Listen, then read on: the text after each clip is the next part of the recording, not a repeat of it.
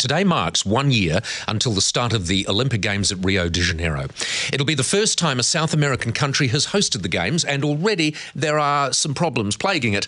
Joining me now, celebrated Kiwi Olympian and current International Olympic Committee member, Barbara Kendall. Barbara, good morning to you. Good morning. 1 year out, how are things looking in Rio? Well, they've had a few problems, and so a couple of years ago the IOC recognised this and they sent their expert team in there, and they've been shuffling them along quite fast because it comes from a governmental level, and so the government sort keep of changing. been mentoring them. We've been mentoring them, and there's a really key guy living in there at the moment, and he's been responsible for many of the Olympic Games in the past, so he's there really getting it ready.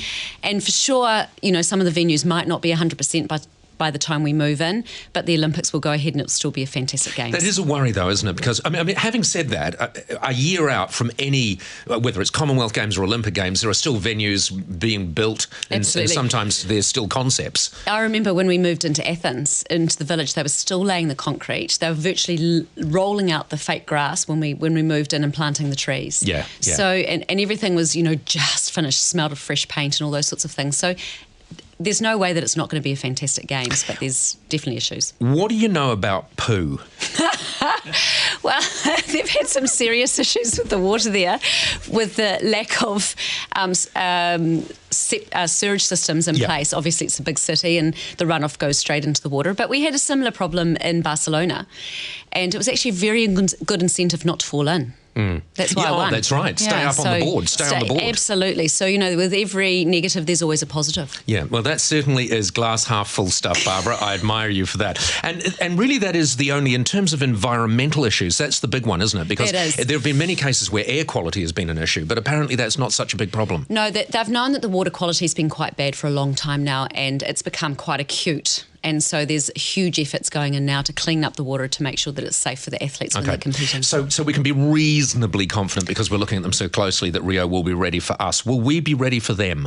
Absolutely. We've got one of probably the strongest teams that we've had for quite a long time, with all the high-performance systems that have gone in place over the last few years, and I think they're looking at a medal tally around 13 they're looking at, What was it we got in London? Because it was very successful, wasn't it? Very so successful. We're not going to, because that's the trouble, isn't it? You go in with these high expectations. Absolutely. But it's not as if someone comes from nowhere and wins a medal. There's a whole lot of stats that go in before that, and consistency. So you can actually start to estimate or guesstimate approximately what we might do. But we'll have the biggest team that we've ever sent to the Games, over 200 athletes. So New Zealand, and that's done on standards that are a lot higher than the qualification standards. So we do pretty well in New Zealand. So we know, based on our standards, we know that already they're going to be there and they're going to be 50% better than many. Absolutely. Yeah. Very quickly, the desperately bad drug stats that came out over the last few days, which have shocked the sporting world.